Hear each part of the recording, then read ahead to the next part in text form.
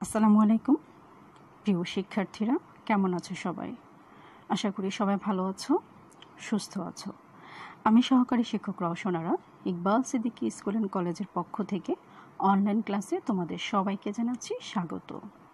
শিক্ষার্থীরা, আজকে আমি তোমাদের সামনে যে বিষয়টা নিয়ে আলোচনা করব সেটা হচ্ছে অষ্টম শ্রেণীর বাংলাদেশ ও বিশ্ব পরিচয়ের প্রথম অধ্যায়ে পাঠ 6-এর উপরে। পাঠ 6-এ যে বিষয়টা রয়েছে সেটা হচ্ছে ইস্ট ইন্ডিয়া কোম্পানি ও ব্রিটিশ শাসন বিরোধী আন্দোলন। শিক্ষার্থীরা, এই যে ইস্ট ইন্ডিয়া কোম্পানি অর্থাৎ ইংরেজরা আমাদের দেশে প্রায় 200 বছর শাসন করেছে। এই 200 বছরের শাসনামলকে দুই ভাগে ভাগ করা হয়। একটা হচ্ছে ইস্ট ইন্ডিয়া কোম্পানির শাসনামল আর একটা হচ্ছে ব্রিটিশ শাসনামল। ইস্ট ইন্ডিয়া কোম্পানি যে তারা মূলত প্রথমে এদেশে এসেছিল, কিন্তু এই উপমহাদেশে এসেছিল ব্যবসা বাণিজ্যের উদ্দেশ্যে।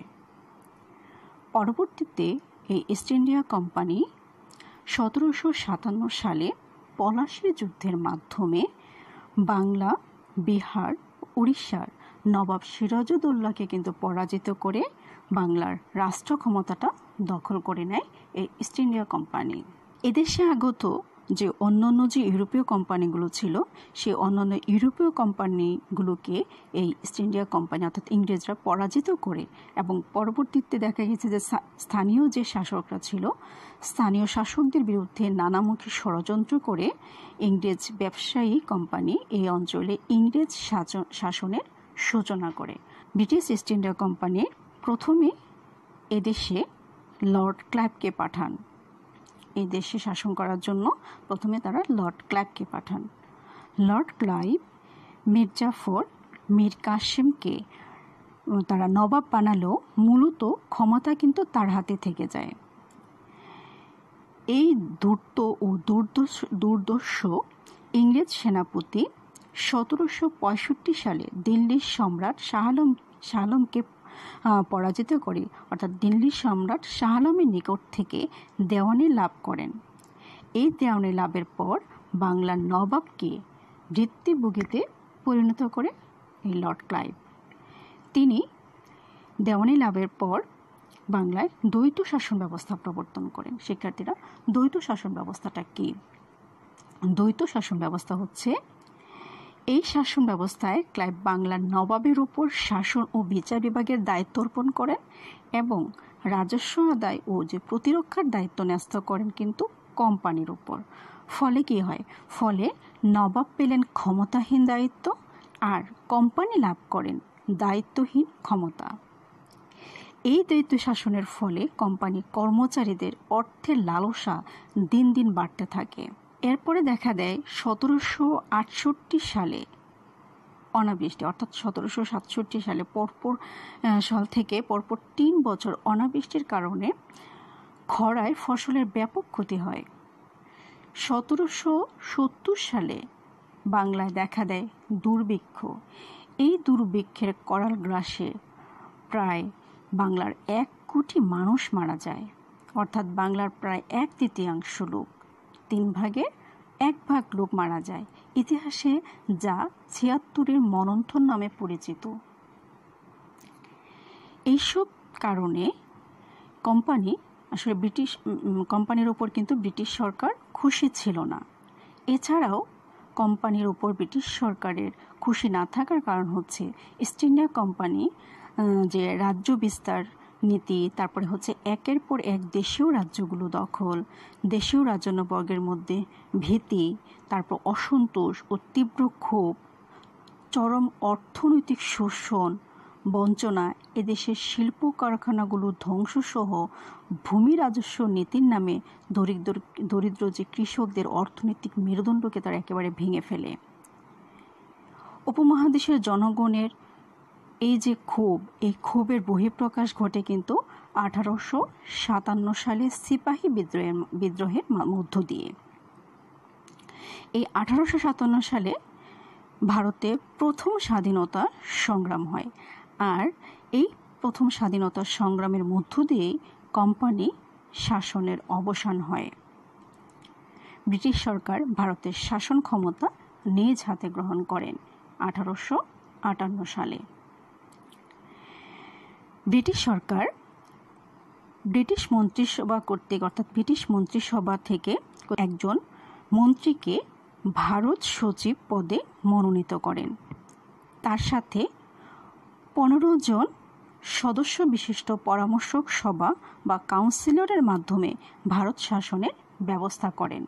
অর্থাৎ ব্রিটিশ মন্ত্রিসভা থেকে একজনকে ভারত সচিব মনোনীত করা হয় এবং তার সাথে 15 জন কাউন্সিলর মিলে অর্থাৎ একটা মন্ত্রিসভা গঠন করা হয়, যার মাধ্যমে ভারত শাসন করা হবে, অর্থাৎ এই উপমহাদেশকে শাসন করবে।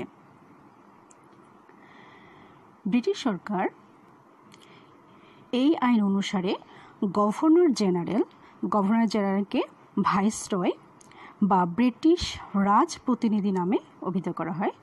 আর এই যে গভর্নর জেনারেল প্রথম যিনি ছিলেন, যাকে ভাইসরয় নিযুক্ত করা হয়েছিল, গভর্নর জেনারেলকে ভাইসরয় করে পাঠান, প্রথম ভাইসরয় নিযুক্ত করা হচ্ছে লর্ড ক্যানিংকে। এভাবে ব্রিটিশ সরকার ভারতের উপর তাদের নিয়ন্ত্রণটা কিন্তু প্রতিষ্ঠা করেছিল। মন্ত্রিসভা চিন্তা করলেন যে এদেশেও অর্থাৎ ভারত সরকারকে এদেশেও একটি যে বাংলা আইনসভা করার পরামর্শ তিনি গ্রহণ করেন। ব্রিটিশ পার্লামেন্ট 1861 সালে এসে যে প্রতিনিধিত্বমূলক আইনসভা স্থাপনের নির্দেশ দেন। 1861 সালে যখন বাংলা আইনসভা স্থাপনের নির্দেশ দেন এবং বঙ্গীয় আইনসভা প্রতিষ্ঠার ঘোষণাও তিনি দেন। 1862 সালের 1 ফেব্রুয়ারি অর্থাৎ 1862 সালের 1 ফেব্রুয়ারি থেকে বঙ্গীয় আইনসভার কার্যক্রমটা শুরু হয়।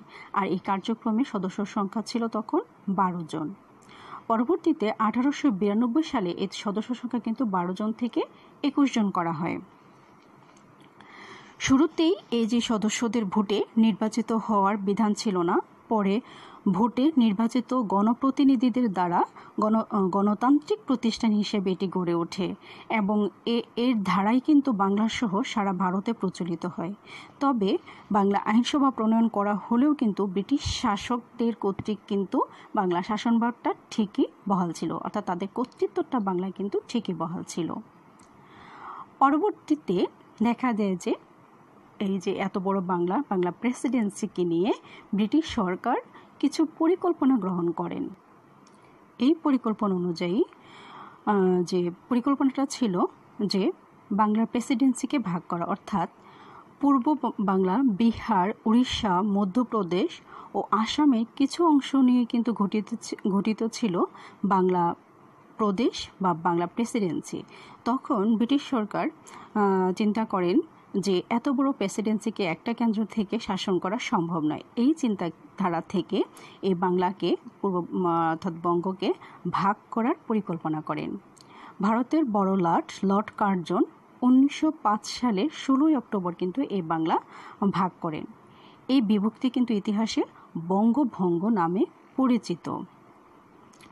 বাংলার প্রেসিডেন্সির আয়তন বড় হওয়ার কারণে 1853 থেকে অর্থাৎ 1853 সাল থেকেই কিন্তু এটা পরিকল্পনা গৃহীত হয়, অর্থাৎ গ্রহণ করে সেটা 1903 সাল পর্যন্ত এটা কিন্তু এই পরিকল্পনাটা অর্থাৎ চিন্তাভাবনা করতে থাকে, অর্থাৎ সীমানা যে বিন্যাসের অনেক প্রস্তাব ব্রিটিশ সরকারের মহলে উপস্থাপিত হতে থাকে।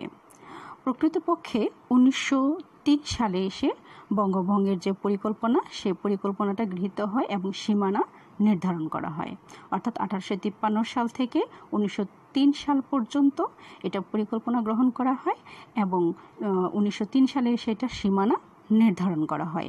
1904 সালে ভারত সচিব এটি অনুমোদন করেন এবং 1905 সালে জুলাই মাসে এই বঙ্গভঙ্গের পরিকল্পনাটা কার্যকর হয় বা বঙ্গভঙ্গের যে পরিকল্পনা সেটা প্রকাশিত হয়। এই বছর অক্টোবরে পরিকল্পনাটা বাস্তবায়িত হয়। এই পরিকল্পনা অনুযায়ী বাংলাকে দুই ভাগ করা হয়। বাংলাদেশ ঢাকা, চট্টগ্রাম, রাজশাহী, আসাম, জলপাইগুড়ি, পার্বত্য ত্রিপুরা ও মালদহ নিয়ে গঠিত হয় পূর্ব বাংলা ও আসাম নামে নতুন প্রদেশ। পূর্ব বাংলা ও আসাম নামে নতুন প্রদেশ গঠিত হয়, আর এই প্রদেশের রাজধানী করা হয় ঢাকা। অপরপক্ষে পশ্চিমবঙ্গ বা পশ্চিম বাংলা, যেটা পশ্চিম বাংলা, বিহার, উড়িষ্যা নিয়ে গঠিত হয় পশ্চিমবঙ্গ বা পশ্চিম বাংলা প্রদেশ, যার রাজধানী করা হয় কলকাতা।